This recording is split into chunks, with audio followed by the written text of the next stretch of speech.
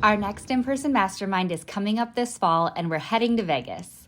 We're kicking off this mastermind with an in-person tour at Zappos downtown Las Vegas campus, where you'll learn their strategies behind company culture, core values, employee engagement, and customer service. Looking outside the legal industry for business concepts and strategies allows you to gain fresh perspectives and innovative solutions that can be applied to improve and differentiate your firm's operations. Following the tour are the mastermind hot seats. Every attendee has the opportunity to dive deep into their business obstacles with their mastermind group and coach. We believe that nothing beats working on your firm in person, so join us in Las Vegas on November 7th and 8th. This is your chance to break through barriers, spark new ideas, and accelerate your law firm's success. Limited spots are available. Visit maxlawevents.com for full event details and to grab your ticket today. Run your law firm the right way. This is the Maximum Lawyer Podcast. Your hosts, Jim Hacking and Tyson Mutrux. Let's partner up and maximize your firm. Welcome to the show. Welcome back to the Maximum Lawyer Podcast. I'm Jim Hacking. And I'm Tyson Mutrux. Jimmy, you got some oomph to your voice today. What's going on? I've been up since 4 a.m., my friend. I've been up since 4 a.m. I've already been to the gym. I've already journaled. I've already meditated. I am on track for a kick-ass day. Well, nice. I've done the gym. I've not done the meditation and all the journaling and all the stuff you've done, but I'm ready for the day too. So, you ready for our guest? Yes, sir. All right. So, our guest today is Aaron Levinson. Aaron is someone that I've had cases with. He's a former prosecuting attorney. He's launched his own law practice, which we will get into in a little bit. Aaron, welcome to the show. Thank you, gentlemen, so much for having me. Delighted to be here. Before Tyson got on, Aaron and I were talking about the world of criminal prosecutions and defense, and I'm really glad that I don't handle those kinds of cases. But Aaron, I'm really glad you joined us. Yeah, talk to us a little bit about your transition from being a prosecutor and sort of what led you to open your own firm. Absolutely. So I was a prosecutor for 11 years, and for most of that time, I really loved my job and was passionate about it. But there are a lot of things about being a prosecutor that began to grind on me after a while. And I think that's a factor of working for the government. You're always kind of at someone else's behest. You have to do a lot of things you don't necessarily want to do or not super interested in. And I really started to get the itch to be my own boss. And that meant that when I felt like my time as a prosecutor was coming to an end, I wasn't looking at joining someone else's firm. I was looking at starting my own firm and really creating something for me. So, Aaron, tell us a little bit about the journey, though. So you were a prosecutor. You've moved. So talk about that. So you go from prosecutor to prosecutor, then starting your own firm. So tell us about that and what that's been like. Absolutely. So I went to law school at Washington University in St. Louis, and I liked St. Louis, and I stuck around there for 6 years. I was a prosecutor in the city of St. Louis, got some great trial experience, met you. I enjoyed my time there. We ended up moving to Cincinnati because my wife matched for her residency there. And so it was just a personal matter, didn't have anything to do with my career. But I really had to start from scratch again when I moved here. And so I started working in the Kenton Commonwealth Attorney's Office. That's in northern Kentucky, right across the river from Cincinnati. And I had to rebuild a whole new network. And so that meant my reputation from St. Louis didn't follow me and that I had to start from scratch. And it took me a while to do. But, as I was doing that, I was making these connections that would come back to be so helpful as I was starting to get this idea in my mind that I wanted to have my own firm. And after a long time of doing the same thing, you kind of want something different. And so part of the reason why being a prosecutor wore on me was just because I'd been doing it for a long time and I needed to change the scenery. I needed something different. And I had the opportunity to work with and see how many different practitioners conducted their business, people that worked for firms, people that had their own firms. And I got to kind of decide how I wanted to move going forward and used a lot of those people as role models and mentors and friends. Aaron, we've had a surprisingly high number of attorneys join Maximum Lawyer and go out on their own from government practice and specifically from the prosecutor's office. And it makes me think about your philosophy and what you said about building a new network when you moved to Ohio/Kentucky. And in my experience, prosecutors, there sort of tends to be two different kinds of prosecutors. One are like true believers who think the government's always right and are going to do everything they can to crush their opposition and just be very, very difficult. And then you have these other kind of prosecutors who sort of realize that they have a reputation to maintain or to build, that they get things done much more easily and efficiently if they can act like human beings and talk to people like real people and sort of see the global picture and know that, you know, what goes around comes around. Can you talk just a little bit about that, and then we'll sort of dive into your private practice? Absolutely. Absolutely. So I think that you're absolutely right. There are different prosecutors and different approaches to it. I had some great mentors, particularly in St. Louis when I was still a young and up-and-coming attorney. And in St. Louis, we were just so busy, and that if you took everything personally and got riled up about every issue, you would just never have time to work on the serious cases that matter. And so when you're a prosecutor, integrity is the most important thing. And I think that's true. That carries on to any job you do. So you have to take your job seriously, but that doesn't mean every case is equally important or you need to pick a fight about everything. And I think the best prosecutors are people that have some perspective on what matters, what doesn't, what's worth pursuing, what's not worth pursuing. And so I'm lucky that I learned from some attorneys that were great about that. I had a mentor that used to say, in this life, in this profession, there are mice and there are elephants. And you can spend all of your time chasing the mice, trying to trap the mice, or you can go after the elephants. And by the elephants, he meant the big cases, the cases that matter, the cases that are high profile, the serious cases. But if you spend all your time picking fights with people over stuff that doesn't matter, you're going to drop the ball when it comes to the stuff that does. And so I've always behaved in a way that I think was consistent with that. And I think people really appreciated that. I've always been very straight up with people. I will not necessarily when I was a prosecutor, I wouldn't necessarily give defense attorneys what they would want, but I would give them a straight answer one way or another. If something wasn't possible, I would tell them that. And I think people appreciate directness and truthfulness in a way that often gets overlooked, but it is so important. I really like the idea of the mice versus the elephants. I'm gonna use that. I'm gonna steal that. It's pretty good. Yeah, go ahead. I want to ask you, because you go to law school in St. Louis, you start your professional career in St. Louis, so your professional network is in St. Louis. You move to a different city. You start practicing as a prosecuting attorney in that different city. So you have no private practice experience. And so what gave you the confidence? Because I got to say, it's impressive with what you've been able to do. What gave you the confidence to go out on your own in a fairly new city with no private practice experience? I mean, that's a pretty gutsy thing to do. Thank you. It was a combination of things. As you know, I'm a trial attorney, and trial attorneys have a little bit of arrogance and are a little cocky. And, I believe in my own abilities. So that was part of it. Something that my wife and I did a couple years ago, which has given me a lot of confidence as well, is we started investing in real estate. Nothing big, but, we basically had been running a business for a couple years. And I didn't really think of it that way at the time. I was just thinking of it as like, another form of investing. But then I kind of stepped back, and it's a different way of thinking about the world. It's a different way of behaving than most people do.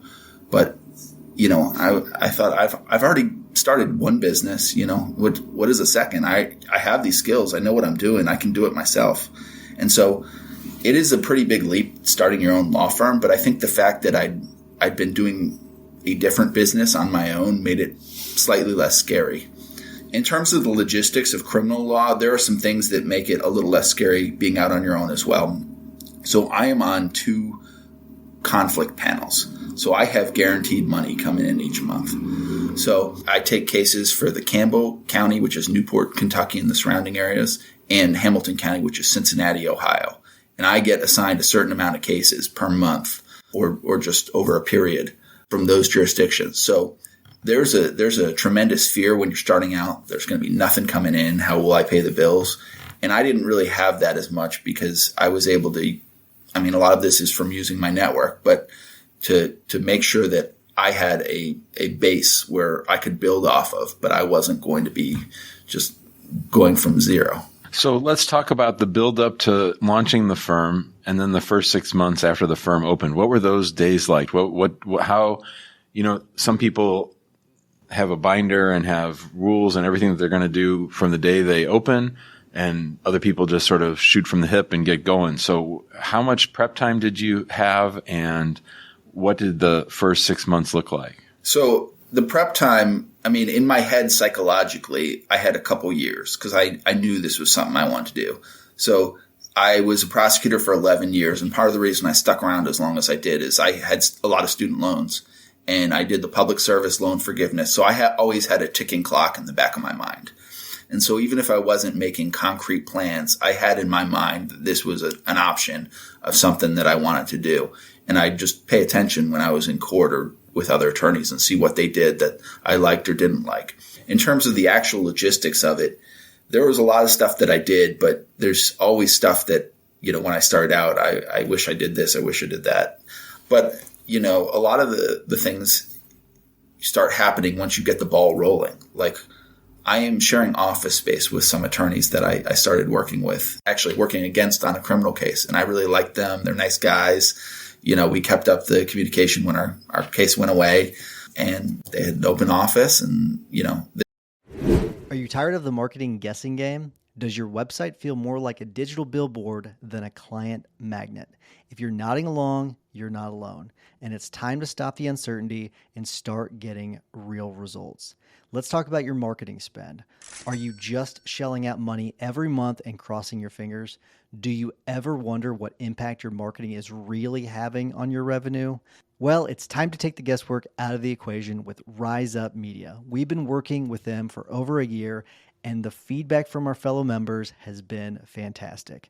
Rise Up Media is here to take your marketing to the next level. They'll even perform a full audit of your online presence, giving you the good, the bad, and even let you in on what your competition is up to that you're missing out on. And the best part, there's no obligation, no catch, no pressure. If you decide to work with them, their contracts are month to month. That's right. No long-term commitments tying you down. So what are you waiting for? To learn more about how Rise Up Media can transform your firms, visit riseupmedia.com/maxlaw, and Rise is spelled with a Z. riseupmedia.com/maxlaw.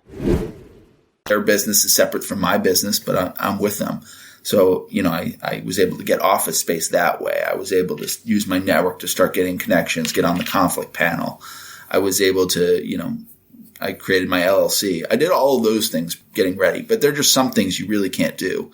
And I was always very cognizant of the fact that while I was still a prosecutor, and I didn't really take a break off between being a prosecutor and starting my own firm, that there were some things that I did not feel comfortable doing. And so there's just a lot of stuff that I couldn't really get going on until I started my own firm. So I have a mindset question because in just to me, it's like, for example, like personal injury attorneys versus insurance defense attorneys. It just takes a different mindset to do one side or the other. And I was kind of thinking the same thing, like with prosecutors versus criminal defense attorneys. It takes a different mindset. So did you find that is the same, where there's just a different mindset? And if so, how did you overcome that? Because it's almost like a different way of viewing the world, I think. I didn't have that issue really because, right now I am not taking the most serious of cases. And it's not that I wouldn't, but I just haven't gotten them yet. Those tend to be the high dollar cases. They're looking for defense attorneys with more proven track record. But, I was handling some very serious cases as a prosecutor and some not serious cases.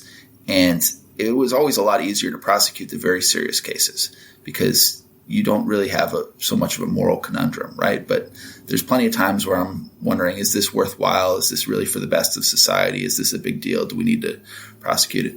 And maybe that was just me as a prosecutor, but for me now as a defense attorney, it's very easy. especially on the lower level stuff. Like, it's very easy to work for the client. I work for the client. I'm just representing them. They have a constitutional right, and they may not have done it. Even if they did it, do they deserve the punishment that they might be getting? So I never really had a struggle with that. It might be more of a moral quandary when you get to the very serious cases, but for me, it hasn't really been an issue. You're listening to the Maximum Lawyer Podcast. Our guest today, criminal defense lawyer Aaron Levinson. Aaron, talk to us a little bit about what it was like to actually have clients for the first time. Like, when you're a prosecutor, you have to deal with the families of the victims and those kinds of things, or the victims themselves, I guess. What was it like to actually have to worry about customer service or about keeping clients informed about their cases? I mean, that had to be a big shift.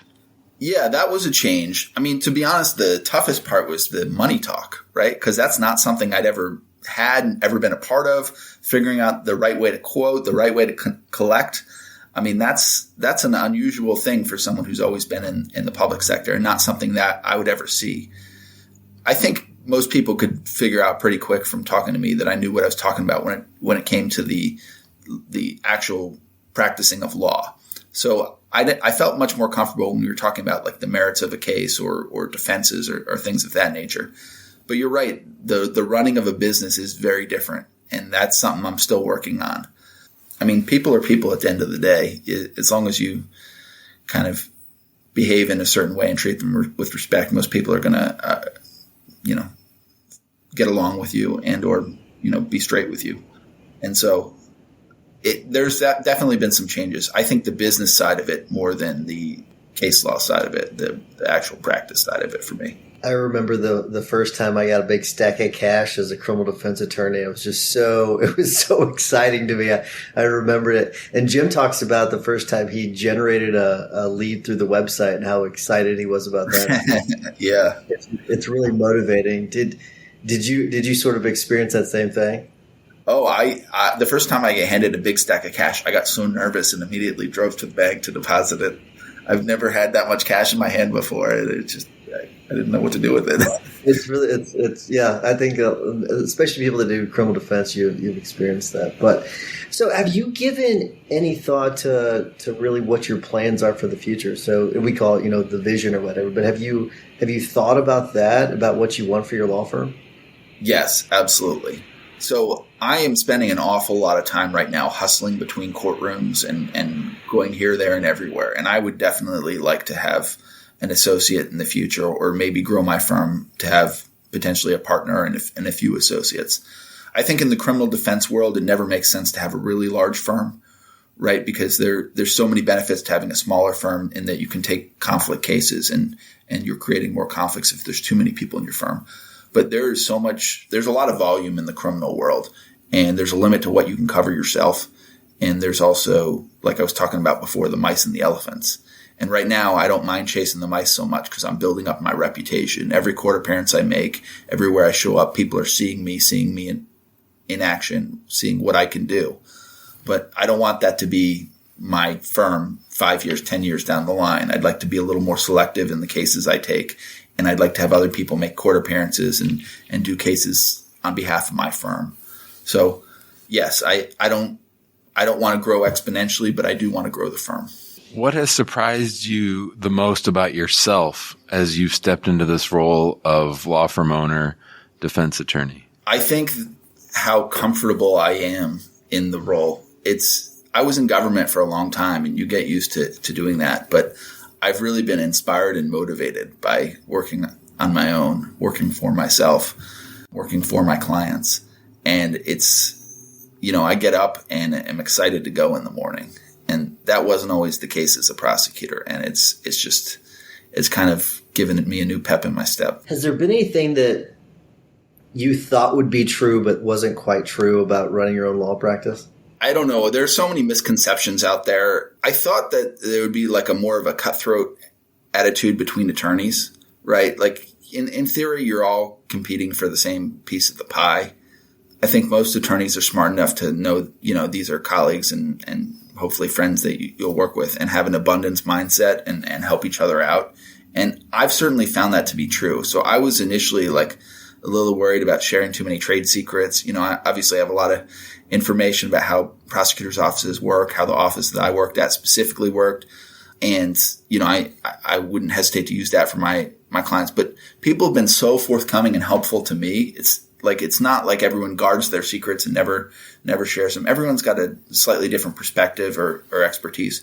But I've been truly amazed at how the network that I've built has just, really stepped up to help me when I was building my firm. And it's been incredibly invaluable. Aaron, what's your next hire? That's a good one. I can't wait to hear this. The people I work with have a support staff person already. And I can imagine a situation where I will not have a support staff person for myself full time, but like share a paralegal, do something in that situation. So I don't have to spend so many time, filing motions and entries of appearance and stuff like that. But I think the next, full-time hire I would want to would be an associate. So we can just really increase the volume of who's going to court, the cases that we can take, what we can cover, that kind of thing. It's funny because we had a conversation with someone in the guild just a couple of days ago about what model might make sense for criminal defense attorneys. And I would maybe at your level maybe encourage maybe a different hire, maybe someone that does more of the office work while you're running around from court to court. But you're going to know better than we are just because it's your practice. But it's one of those things where it is nice having an associate that can run and do things for you. It's a massive benefit. But so it is a really tough one when it comes to criminal defense. Yeah, it's interesting too because I know a lot of attorneys share office support people, and I think that makes a lot of sense because in the civil world, often your paralegals are drafting significant motions or doing much more technical work. In the criminal world, I'm not sure how much of that I'd really outsource. There's a lot of filing, generic motions, but it's not.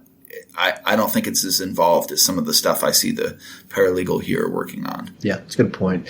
All right, we are going to wrap things up, though. We're getting close to time. Before I do wrap things up, I want to remind everyone to join us in the guild if you want to have deep conversations and talk about marketing and running your practice. And there's been a lot of good tax advice lately, I've noticed in the guild. I don't know if you've noticed that, Jim, but a lot of good tax advice in there, which is great. And then also, if you don't mind leaving us a 5-star review, we would really appreciate it. It helps spread the love to others. Jimmy, what is your hack of the week? So I've been thinking a lot about the quote from Maya Angelou that many people know, which is, when people show you who they are, believe them. And I went back and looked up the quote, and it actually goes a little bit further than that. And it's, when people show you who they really are, believe them the first time. The first time. And that, I think, obviously sometimes people have a bad day and make a mistake, but I think about that quote in lots of different contexts. And the one I want to share today for my hack is, when people show you who they are, believe them the first time as it relates to potential new clients. In my experience, people come in to the firm the way they're going to be. So if they're busting the chops of your intake people, or if they're being very difficult, or they're insisting on only speaking to Mr. Levinson or Mr. Mutrix, then you probably have a problem, and it's someone who's going to be difficult all the way through. So when potential new clients show you who they are, believe them the first time. I like that one. It's funny because I think people do tend to leave that last part of it off. I have heard that quote before, but I'd forgotten that that's what the entire quote was. So it's a good reminder. All right, Aaron, we always ask our guests to give a tip or hack of the week. It could be a book, it could be a quote, it could be a podcast episode. You name it, could be anything. You got a tip or a hack for us? Yeah. So this is going to sound very generic, but my tip or hack is just to say yes. There's so many things that you stumble upon in life that you don't plan to do, that you would never come across if you weren't willing to engage in new opportunities. And it's very easy to focus on, your immediate world and what you're doing. But I can't tell you in the 2.5 months I've been in my own firm how many opportunities I stumbled on just by agreeing to go to lunch with someone or cover a case for someone else or whatever it is. So just be open-minded and say yes and experience these new opportunities and embrace them for what they are. I think that is especially true early on. I think you'll also get to a point later on where you're only say no. So it does. I would love to get to that point, but for right now, it's been wonderful. No, I do think it's important early on, especially whenever you launch your firm, to do that. So that's a good one. I know I took that approach early on, so I think that's good. All right, so my tip of the week, it's back to ChatGPT, Jimmy, and there's a new feature, and I don't know if it's exclusive to people that pay for it, but I know that we pay for it, and it's on the phone app, and you can have a conversation with ChatGPT. You can change the voice. It is actually very impressive, and it dictates everything that's said during the conversation. And so it even has ums, like whenever it's talking to you, it'll say, and then it's really interesting. So yeah, Jim's face, if you saw his face, he's like, it's rare to surprise Jim, and that surprises Jim. Like it's a really interesting thing. So I recommend that people check it out. And it's one of those things where it makes it way easier to talk, because it has a conversation with you about what you're wanting, because it asks follow-up questions about what you're looking for. It's quite interesting. So I recommend that everyone check it out. All right, Aaron, this was take 2 for people that don't realize we had a snafu with the technology before. We got it done today. So thanks so much for coming on and doing a take 2 with us. We really appreciate it, and good luck on your journey. Thank you. And I appreciate you gentlemen having me on. Great talking to you. Thanks, guys. You bet, man. Thanks for listening to the Maximum Lawyer Podcast. To stay in contact with your host and to access more content, go to MaximumLawyer.com. Have a great week and catch you next time. Before you go, have you heard Jim and Tyson talk about the Guild on the podcast or in the Facebook group? If not, you're missing out on some really exciting things happening with Guild members and their law firms. The Guild includes a community, accountability, trainings, group coaching, and in-person events like our quarterly masterminds. Inside, you'll gain support, tap into a network of connections, and continue learning, a common theme among successful entrepreneurs. Investing in a community is like the self-care of business ownership. Surrounding yourself with other people who get it is crucial when you're creating a rock-solid foundation to build your business on, one that's strong enough to withstand setbacks, transitions, and growth. So head to MaximumLawyer.com/the Guild to join now and get started today.